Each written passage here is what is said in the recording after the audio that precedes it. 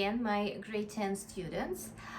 Today I want to continue discussing how to tell apart major seventh and minor seventh chords. Major, again, the reminder consists of major triad with added major third, and minor consists of minor triad with added minor third. Both of those chords have a more contemporary sound and used in the jazz music and also contemporary music. Now, let's think about the structure of the chords. Major chord. Major seventh chord, the outside notes based on the interval major seventh. Now the seventh note, if we would play a scale, seventh note, we call it the leading tone, the leading note. And the leading note, the way it's called leading, it wants to lead into the tonic.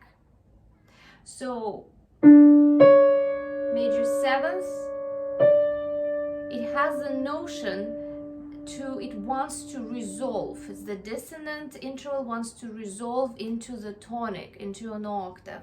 So when we play major seventh chord,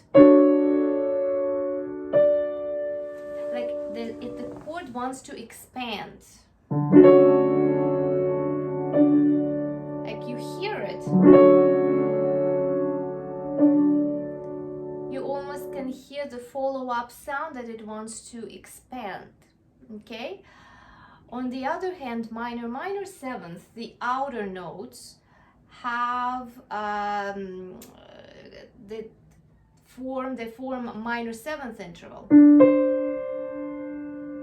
Minor seventh, it doesn't have that notion to expand. Minor, it also almost have a notion to diminish itself.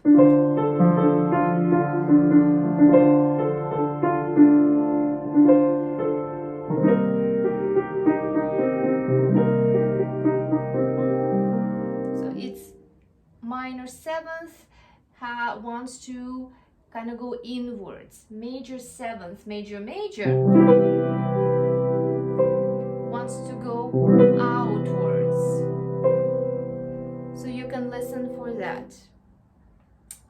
One more very quick obvious thing that you can listen for is major consists on a major triad. Hear major triad, that would be great.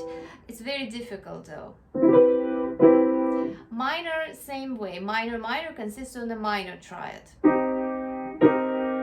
So if you can hear that minor triad, the sad, also possible to tell them apart this way. So I hope it was helpful. Please write me comments if you have any other ways, or maybe I can help you with something else. So looking forward to your feedback.